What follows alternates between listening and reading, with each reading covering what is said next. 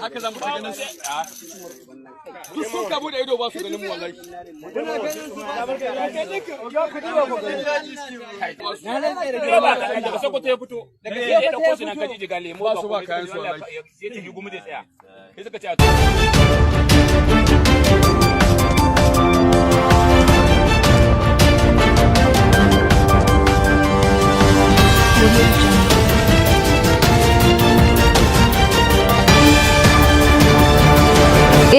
ALF Yorùbá TV. Ẹ jẹ́ kí n máa padà wá fẹ́kùnrẹ́rẹ́ àlàyé nípa fọ́nrán tí mo fi wọlé kó tó di àkókò àwọn kókó ti bẹ̀ nínú ìròyìn ká tó máa pẹ̀kẹ́ ní ẹ̀kúnrẹ́rẹ́ rẹ̀ báyìí. Àwọn ìròyìn Ṣẹ́gun la kó wá sórí ètò fún ti àsìkò yìí láti máa gbé wọn yẹ̀wò lẹ́yọ kọ̀ọ̀kan èjèèjì. Ọwọ́ ikọ̀ ọmọ ogun ilẹ̀ títí àwọn ìránṣẹ́ ikọ̀ Boko Haram ní òpópónà Maiduguri sí Gubio tí ń ṣe ìpínlẹ̀ Borno lásìkò tó fẹ́ lọ lè kó wọn ìjọ lóró fáwọn èèyàn náà. Àjọ civil defence náà ti fọwọ́ òfin mú àwọn afurasí mẹ́rin tó ń ṣe ìbọn ta fáwọn agbébọn ní ìpínlẹ̀ Katsina. Kì í sáré mú ìròyìn bẹ́ẹ̀ wá ní ìpínlẹ̀ Delta o. Àwọn ọlọ́pàá yabo ibùgbé ajínigbé kan, ọwọ́ sì tẹ àwọn ènìyàn ọ̀hún pẹ̀lú ohun ìjólóró bíi ìbọn AK-47 àti ohun ìjólóró bíi lọ́wọ́ wọn. Arábìnrin tó jẹ́ ọ̀kan lára àwọn ìyàwó ikọ̀ Boko Haram ló ti jáde síta báyìí tó náà sì ti jọ̀wọ́ ara rẹ̀ sílẹ̀ fún ikọ̀ ọmọ ogun ilẹ̀ yìí lẹ́yìn ìkọlùkọgbá táwọn ọmọ ogun ilẹ̀ yìí ṣe sáwọn oníṣẹ́ láabi ọ̀hún ní ìpínlẹ̀ Borno náà ni. Lára ìròyìn ìṣẹ́gun tí mo sọ fún bẹ nílẹ̀ bìbà òun ní ìtúlẹ̀ yìí o, ikọ̀ ọmọ ogun ilẹ̀ yìí náà ya wọ igbó àwọn agbésùnmọ̀mí, ọwọ́ sì ti tẹ àwọn dókítà ìkẹta ń ṣe ìtọ́jú àwọn ikọ̀ Boko Haram ní ìpínlẹ̀ Borno. Ẹ ti gbọ́ ìròyìn tó ní í ṣe pẹ̀lú ọmọ ààrẹ tẹ́lẹ̀ ní orílẹ̀-èdè Nàìjíríà yìí tó náà fẹ́ di gómìnà ní ìpínlẹ̀ Ògùn. Ọmọ ààrẹ ti ṣàlàyé tó lọ́bẹ̀ tó fi wá gbọ́wọ́ o àti àfojúsùn rẹ̀ pẹ̀lú èròǹgbà rẹ̀ lórí ipò tó fẹ́ díje fún ọ̀hún. A kò bí ọjọ́ ṣe rí gbogbo tẹ̀sí láǹfààní àti máa darapọ̀ mọ́ wa lórí ìkànnì wa ALF Yorùbá TV níbi tá a ti yàn lára ọ̀tọ̀ tá a sì dáńtọ́ kúrò ní ajá àbálẹ̀ tẹ́lùmọ̀lẹ̀ tó fi rọ̀ wá lọ́rùn tó sì ní jẹ́ kí wá kó ká máa mọ̀ wá gbogbo gbà tí ojú tẹ́ fún wò ní fún ìtúbọ̀ sí ẹgbẹ́ wa ètí náà ní bí láṣẹ rẹ̀ lè dùn báyìí kókó oníròyìn rẹ̀ ti bẹ́ẹ̀ látẹ̀gbà nìfẹ́ ẹ̀kúnrẹ́rẹ́ inú rẹ̀ lókun táwọn sì sọ lójú inú rẹ̀. Mo ṣe lálàyé páwọn ìròyìn ìṣẹ́gun ló bẹ níwájú mi fún ti àkókò yìí láti máa gbé ẹ̀wò lẹ́kọ̀ọ̀kan èjèèjì. Ọwọ́ ikọ̀ ọmọ ogun ilẹ̀ ilẹ̀ ti tẹ ìránṣẹ́ ikọ̀ Boko Haram ní òpópónà Maiduguri sí Gubio ní ìpínlẹ̀ Borno lásìkò tá a fẹ́ lọ rè kó ohun ìjólóró fáwọn ènìyàn ọ̀hún. Òpópónà Maiduguri sí Gubio ti ṣe ìpínlẹ̀ Borno lọ́wọ́ ti tẹ arákùnrin ọ̀hún ní ọjọ́ 27 oṣù kejì ọdún táwọn yìí ní nǹkan bíi aago 9 òwúrọ̀ pẹ̀lú àlàyé tí wọ́n ṣe wípé ó tún fi ọgbọ́n àlùmọ̀kọ́rọ́ yìí mú àwọn ọmọdékùnrin méjì láti tàn wọ́n lọ sí ọ̀dọ̀ àwọn ikọ̀ Boko Haram ká lè sọ àwọn ọmọ náà di ìránṣẹ́ gẹ́gẹ́ bíi tiẹ̀, ṣùgbọ́n níṣẹ́ ní ọmọ ogun ilẹ̀ yìí lábẹ́ Operation Adékáyé ni wọ́n ṣe bẹ́ẹ̀ dá ọkọ rẹ̀ dúró ní ojú òpópónà ọ̀hún tí wọ́n sì fọ̀rọ̀ wá lẹ́nu wò èyí tí kò rí èsì gidi fọ̀ lórí ìwádìí tí wọ́n ṣe láti ọ̀dọ̀ rẹ̀ níṣẹ́ náà fi pápẹ́ òfin mú wọ́n sì tú ẹrù rẹ̀ kalẹ̀ níta bá oríṣiríṣi àwọn èròjà tó jẹ́ ti àwọn ikọ̀ Boko Haram tí wọ́n ní kó lọ rẹ̀ kọ́ fún àwọn èèyàn náà. Bákan náà ni wọ́n wá gba àwọn ọmọdékùnrin méjèèjì ọ̀hún kalẹ̀ tí wọ́n sì bi àwọn ọmọ ọ̀hún léèrè ibi tá ti ń bọ̀ níbi táwọn ọmọ náà sì ṣe àlàyé báyìí náà ṣe pé ẹni tó tọ́jú àwọn ọmọ ọ̀hún Alhaji Ali Buhari ní ìpínlẹ̀ Borno wọ́n sì fa àwọn ọmọ náà lé lọ́wọ́ wípé kálá ẹ̀kọ́ ojú alákàfin sọ lórí àwọn ènìyàn ọ̀hún. Báyìí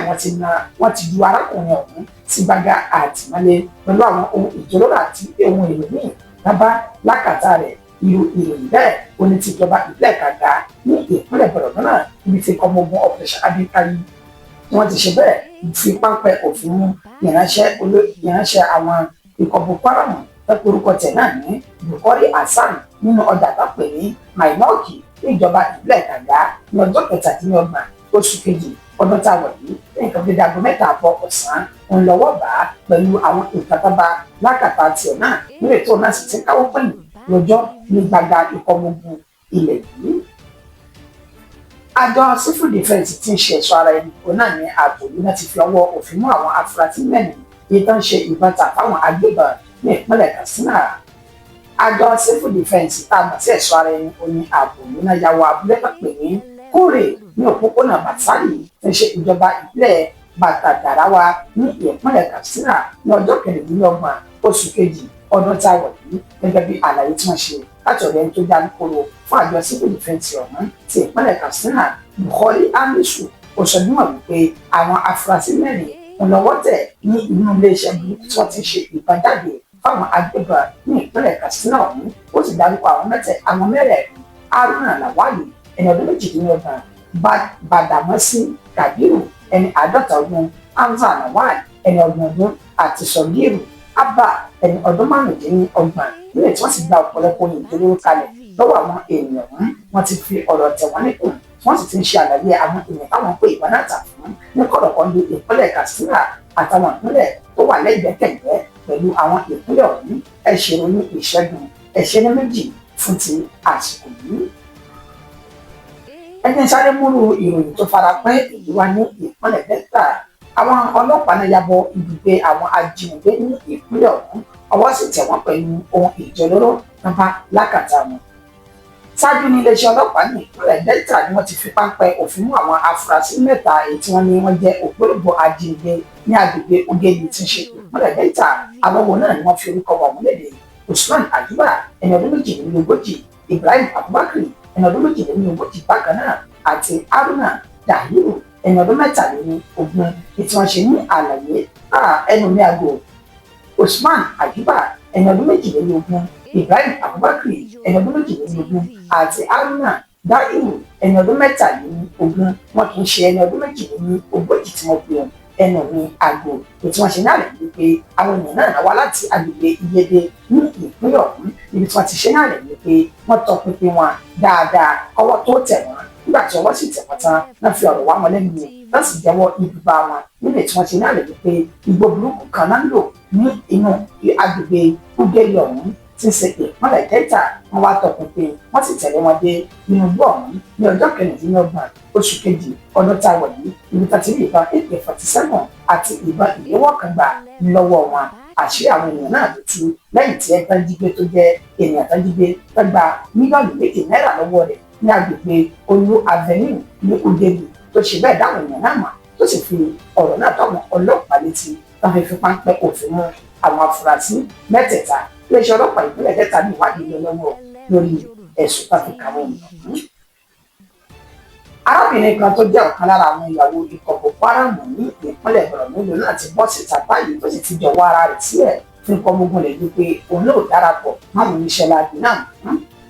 Ikọ̀ ọmọ ogun ilẹ̀ yìí Operation Adékáyé náà gbàlejò arábìnrin ọ̀hún ní ìjọba ìbílẹ̀ Gẹ̀ẹ́fà ní ọjọ́ 26 oṣù kejì ọdún tá a wọ̀ yìí ní nǹkan bíi aago 6 ìrọ̀lẹ́ ó kọjá ìṣẹ́jú 5 gẹ́gẹ́ bí àlàyé tí wọ́n ní arábìnrin náà tẹ̀wọ̀ lójúmọ́ báwọn rẹ̀ èyí tí wọ́n ní ó ṣe fún ikọ̀ ọmọ ogun rẹ̀ yìí wọ́n ní níṣe ni ó jáde síta kọ́ńbọ́ọ̀kì tó sì wá jọ̀wọ́ ara rẹ̀ fún ikọ̀ ọmọ ogun rẹ̀ yìí lẹ́yìn tí àwọn ọmọ ogun rẹ̀ yìí tí wọ́n yabo ibùbá àwọn ọkọ̀ wọn ní agbègbè tápẹ̀ ní Òkúgbèrè ìjọba ìbílẹ̀ Gwaza tí ń ṣe ìpínlẹ̀ Borno níbi tí wọ́n ti lọ́ọ́ ìbọn léra wọn lórí ní ti eruku sì sọ lálálá ní tí wọ́n fi tú ilé àwọn èèyàn náà tí wọ́n tú ká nígbà tó ń kálukú sì fadágbé náà ni arábìnrin ọ̀hún ló ní ìwàdà láti wá jọ̀wọ́ ara rẹ̀ fún àwọn ọmọ ogun rẹ̀ yìí pé kádọ̀ ń pọ̀ mọ̀mọ́tọ́ lórílẹ̀‐èdè Nàìjíríà ẹ̀rẹ̀ ti pé lórí bẹ́ẹ̀ láti wá níbi ọjọ́ kan sẹ́yìn níbi tí ìyàwó ọ̀kan lára àwọn ikọ̀ Boko Haram ọ̀hún tó náà ti jọ̀wọ́ ara rẹ̀ sílẹ̀ ló pé kò sógun má kò sọ́tẹ̀ mọ́ àlàáfíà ló fẹ́ kó jọba lásìkò yìí. Lára ìròyìn ìṣẹ́gun mẹ́ta tá a tún ṣe bẹ́ẹ̀ kó wá sójú ètò fún ti àsìkò yóò ní tí ọmọ ogun ilẹ̀ yìí wọ́n ya wọ inú gbọ́ àwọn agbésùnmọ̀mí ọwọ́ sì ti àwọn dókítà ìpínlẹ̀ náà ṣe bẹ́ẹ̀ ṣe ìtọ́jú fún ikọ̀ Boko Haram ní ìpínlẹ̀ Borno.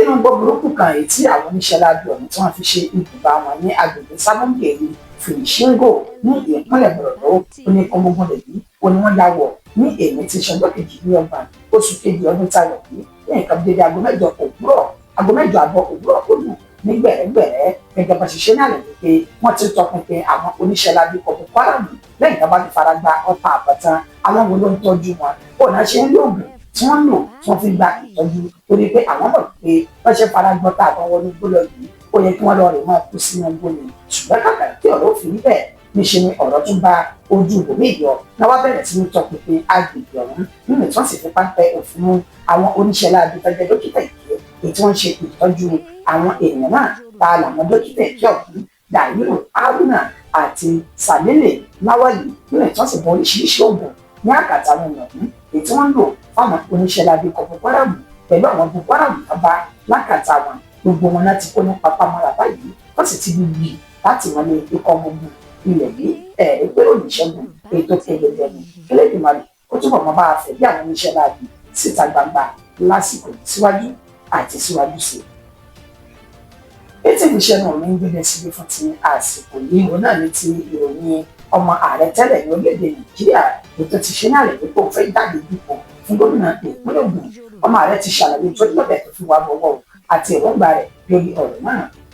Kìí ṣe ìròyìn náà wípé ọmọ ààrẹ tẹ́lẹ̀ ní orílẹ̀-èdè Nàìjíríà ìyẹn Ìyábọ̀ Olúṣẹ́gun Ọbásanjọ́ tó ti fi ìròyìn náà léde síta wípé ó ń ṣe tábà yìí láti gbé dupò gẹ́gẹ́ bí ipò gómìnà ní ìpínlẹ̀ Ògùn láti ẹgbẹ́ òṣèlú APC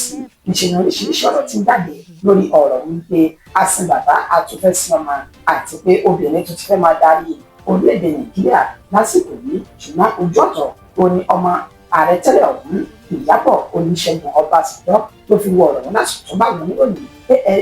AIT tó bá wọn ní ìtàkùrọ̀sọ papọ̀ ọ̀lọ́wọ́ bọ́tìnì wò fún àlùfáà rẹ̀ láfi ṣe ń wá lédè síbi fún ti àsìkò yìí àmọ́ kí n tó máa lọ Yorùbá lẹ́ni tá a ṣe lórí ẹgbẹ̀fà tí kò ní pẹ́ tó pàdánù egbèje ni a fi ẹ̀mí ìwọlé wa hàn tí gbogbo ìtẹ́jú olólùfẹ́ àti alátìlẹ́yìn orí ìkànnì ẹ̀lẹ́bí Yorùbá TV bẹ́ẹ̀ ń ṣe bẹ́ẹ̀ ń wà lọ́wọ́ lórí gbogbo ìbéèrè wa látàrí arábìnrin ta ní ó kù díẹ̀ káàtó nípa àìlera yìí tá a sì ṣe náà rẹ̀ wípé ó nílò owó tabua adúpẹ́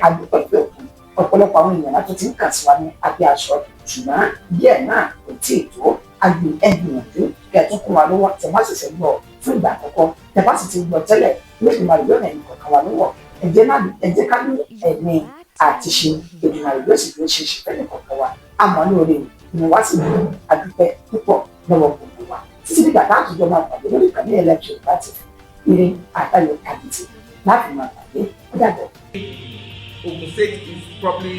it's going to be the first state to have a female governor elected, because we've had female governors, as you know, that for different reasons became governor for short periods of time, but we've never had an elected female governor in the country. Politics is not supposed to be a lifelong career. Many people leave it and go back. I will even give that example of His Excellency, the president of our country, Bola Ahmed Tinubu. He was governor for 8 years, and he was not in government at all. He did not seek political office until he ran for president. That was a period of about 20 years in between. We've had 3 governors from the east, right? Central has had 2, and West has not had any. I do agree that we need fair is fair. In the nation, I do believe that every region should produce a president at some point. And right now, the only region that's never produced a president, they did produce one for a short time in the 1960s for 6 months. Nronsi is the southeast. So so fair is fair. So I think that in Ogun State, yes, we must have somebody from the west at some point as governor. But at the same time, Central is not the person that has stopped them. Me, myself, I was the person that actually campaigned with Olurin most in this at that time. He didn't make it. My father himself wanted Senator Bajomo to come out at some point. That was during 1999. It ended up being Martin Skuyen who didn't win. Then my dad supported GNI tremendously in another election. So, and some of our former governors have done the same thing. I think that we need to sit together and be more strategic about how we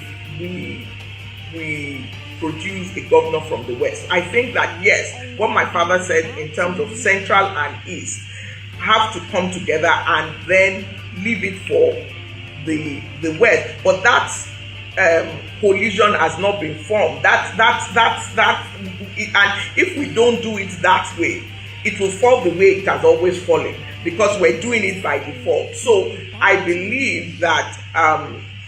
for now, I believe that when we build the West, I think part of the West is also development issues, right? We need to focus on development of the area in a way that will then internally generate people that will come out on their own. ALF Yoruba TV.